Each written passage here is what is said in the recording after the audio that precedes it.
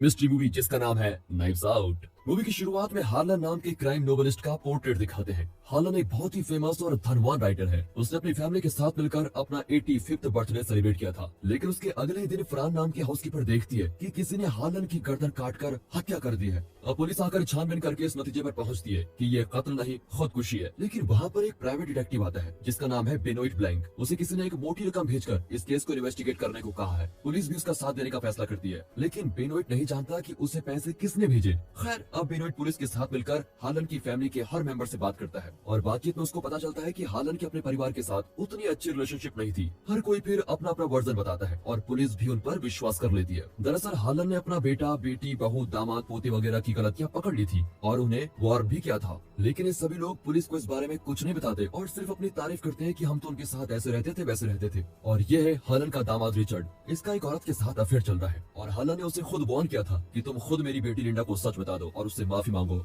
वरना मैं ये लेटर उसे दे दूंगा जिसमें तुम्हारे अफेयर के बारे में मैंने सब कुछ लिखा हुआ है। आगे पता चलता है कि हार्लन का बड़ा बेटा मर चुका है, लेकिन हार्लन उसकी पत्नी जॉनी और उसकी बेटी का खर्चा खुद उठा रहा था। हार्लन हर महीने जॉनी की बेटी की कॉलेज फीस को डायरेक्ट कॉलेज को क्रेडिट कर देता था, लेकिन जॉनी ने कॉलेज फीस के नाम पर एक्स्ट्रा बिल्स बनाए और हार्लन के मैनेजर से हर महीने पैसे लूटे थे। हार्लन को इसका भी पता चल गया और उसने जॉनी को डांटा कि ये आखिरी चेक है, इसके बाद मैं तुम्हें और तुम्हारी बेटी को फूटी कौड़ी तक नहीं दूंगा। ये है हार्लन का दूसरा बेटा वॉल्ट, जो कि हार्लन की पब्लिशिंग कंपनी को संभालता है, लेकिन उसने भी कंपनी के फाइनेंस में कई घोटाले किए होते हैं, जिस वजह से हार्लन ने उसे भी कंपनी से निकाल दिया था। अब आगे पता चलता है कि हार्लन की बेटी लिंडा का एक बेटा है, उसका नाम है रैनसम। वो अपने नानाजी के पैसों से ऐश करता है। हार्लन ने उसको बता दिया था कि वो अपनी जायदाद किसी और के नाम करने वाला है और फिर इस पर गुस्सा होकर रैनसम ने हार्लन को मारने की धमकी दी थी, पर वॉल्ट का बेटा उसकी बात सुन रहा था। वो पुलिस को बता देता है कि रैनसम भैया ने दादाजी को धमकी दी थी। अब डिटेक्टिव बेनोइट इनकी स्टेटमेंट्स तो ले लेता है, लेकिन वो इतनी आसानी से उन पर विश्वास नहीं करना चाहता। अब घर के सभी लोग बताते हैं कि हार्लन को कुछ हेल्थ इश्यूज थे, जिसकी वजह से उन्होंने एक नर्स को हायर किया था जो रोज आकर हार्लन का ख्याल रखती थी और उन्हें रोज रात को एक इंजेक्शन लगाती थी।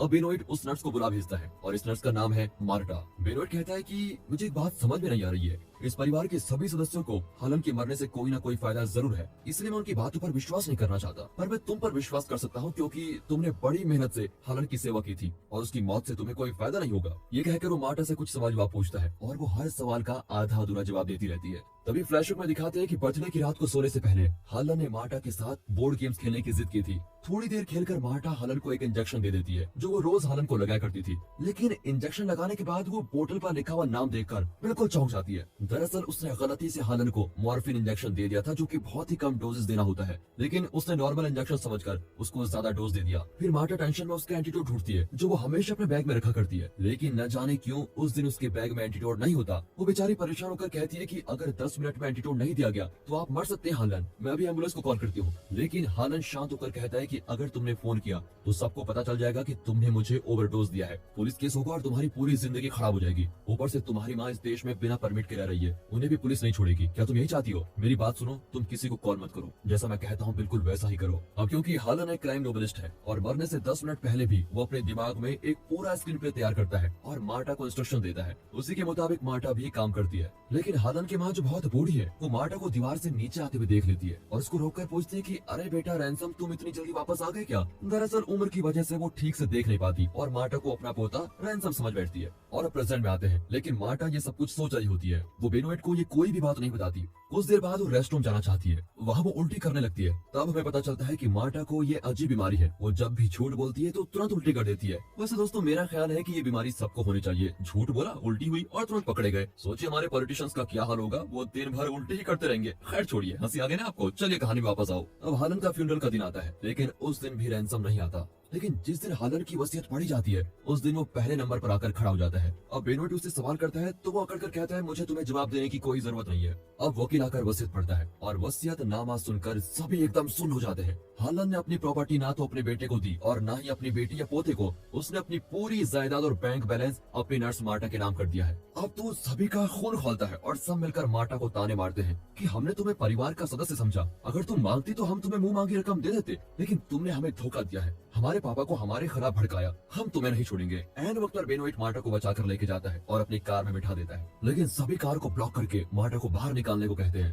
लेकिन तभी रैनसम अपनी कार लेकर वहाँ पर आता है और मार्टा दूसरी तरफ से निकलकर जल्दी उसकी कार में बैठ जाती है। उसे लेकर रैंसम तुरंत वहाँ से निकल जाता है। फिर कुछ दूर पर दोनों एक रेस्टोरेंट में खाना खाते हैं। रैंसम कहता है कि मुझे जायदाद से कोई लगाव नहीं है, लेकिन मैं जानना चाहता हूँ कि नाना जी के साथ हुआ क्या था, इसलिए मुझे सच बता दो। मैं जानता हूँ कि झूठ बोलने से तुम्हें उल्टी आती है। मार्टा उस पर विश्वास करती है और बता ही देती है कि उसने गलती से हालन को मॉर्फिन का ओवरडोज दे दिया था और हालन ने उसको बचाने के लिए उसे घर से बाहर भेजा। फिर उन्होंने अपनी गर्दन काट ली। सब कुछ जानकर रैंसम जरा चौंक जाता है, लेकिन कहता है तुम डरो मत, मैं सब संभाल लूंगा, तुम नाना जी की प्रॉपर्टी रख लो, लेकिन बाद में मुझे एक छोटा सा शेयर दे देना। मार्टा को उसकी बात माननी पड़ती है और वो घर लौट आती है। अगले दिन हर टीवी चैनल में इस केस की चर्चा हो जाती है और मार्टा के घर को मीडिया रिपोर्टर्स घेर लेते हैं। तभी मार्टा को एक लेटर मिलता है जिसमें लिखा है, मुझे पता है तुमने क्या किया। मार्टा फिर रैंसम को लेटर दिखाती है तो वो कहता है कि नाना जी का टेस्ट रिपोर्ट एक लैब में तैयार किया जा रहा है। अगर वो रिपोर्ट पुलिस को मिल गई तो पता चल जाएगा कि उनके खून में मॉर्फिन का हाई डोज था, फिर तुम पकड़ी जाओगी, हमें लैब से रिपोर्ट चुरानी होगी। ये कहकर वो मार्टा को लैब लेके जाता है, लेकिन वहाँ किसी ने लैब को आग लगा दी है। तभी बेनोइट पुलिस के साथ वहाँ पर खड़ा होता है, लेकिन वो रैंसम और मार्टा को देख लेता है। मार्टा भी उसको देख लेती है और तुरंत कार को स्टार्ट करके किसी रेस कार की तरह चलने लग जाती है। फिर बेनोइट की टीम भी उसका पीछा करने लगती है। इस सीन में और कुछ न सही, लेकिन एक बात तो साफ हो जाती है कि मार्टा एक एक्सपर्ट ड्राइवर है। रैंसम भी उसकी ड्राइविंग देखकर एकदम दंग रह जाता है और किसी तरह बेनोइट की टीम उन्हें रोक लेती है, लेकिन वे मार्टा को पकड़ने के बजाय रैंसम को पकड़ कर लेके जाते हैं। बेनोइट को पता चल जाता है कि रैंसम ने ही मार्टा को ड्राइव करने को कहा होगा। अब यहाँ लैब में हालन की रिपोर्ट भी चल चुकी है, इसलिए मार्टा पर शक करने की कोई गुंजाइश नहीं होती और बेनोइट उसको छोड़ देता है। लेकिन मार्टा को एक ईमेल आया था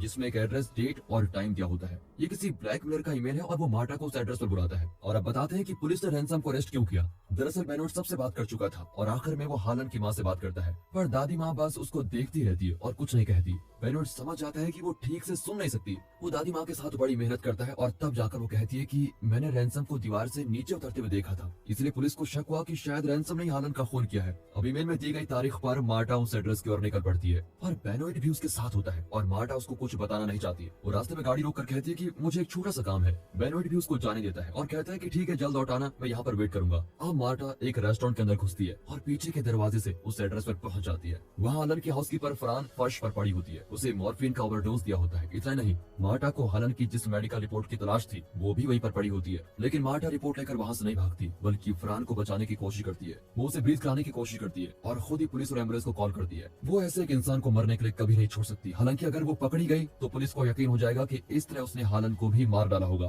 पर यहाँ पर तो वो एक मामूली इंसान की तरह नहीं, बल्कि एक सच्ची नर्स की तरह सोचती है और फरान को एम्बुलेंस में हॉस्पिटल लेके जाती है। फिर वो बेनोइट को भी पूरा सच बता देती है और ब्लड रिपोर्ट भी उसके हवाले कर देती है। मुझे चाहे कुछ भी हो जाए, लेकिन मुझे हालन की फैमिली ने बहुत कुछ दिया है, मुझे उनकी प्रॉपर्टी नहीं चाहिए, मैं उन्हें सब कुछ बता दूंगी। बेनोइट भी उसके हाँ में हाँ मिलाकर उसे हालन के घर पे लेके जाता है। फिर मार्टा उन सबसे माफी मांगती है और सच बताने जाती है कि अचानक बेनोइट उसको घसीटकर दूसरे कमरे में लेके जाता है। कुछ देर में पुलिस रैंसम को भी वहाँ पर लेके आती है। बेनोइट उस कमरे को लॉक कर देता है। दरअसल इस केस की शुरुआत से बेनोइट के दिमाग में एक पेचीदा सवाल था और वो ये है कि ऐसा कौन हो सकता है जो उसे इतने सारे पैसे देकर हालन के कत्ल का इन्वेस्टिगेशन करवा रहा है। लेकिन अब उसे अपने इस सवाल का जवाब मिल गया है। बोलो रैंसम, तुमने ही मुझे पैसे भेजे थे ना, तुम इस केस को इन्वेस्टिगेट क्यों करना चाहते थे, सच बताओ। अब रैंसम का चेहरा एकदम उतर जाता है। वो चौंक जाता है कि बेनोइट को कैसे पता चला। तब बेनोइट मार्टा और पुलिस को बताता है कि बर्थडे की रात को रैंसम हालन से मिलने आया था और उनकी प्रॉपर्टी में हिस्सा मांग रहा था, लेकिन हालन ने उसकी बातों से तंग आकर बता दिया कि मैं अपनी सारी जायदाद मेरी नर्स मार्टा के नाम करने जा रहा हूँ। ये पैसा ही है जो तुम सबको बिगाड़ रहा है। जब पैसे नहीं रहेंगे तो तुम सब मेहनत करोगे और अच्छी जिंदगी जियोगे। रैंसम ये कैसे बर्दाश्त कर पाता कि प्रॉपर्टी उसे ना मिलकर एक नर्स को मिल रही है जो सिर्फ इस घर की नौकर है। तब उसने एक प्लान बनाया।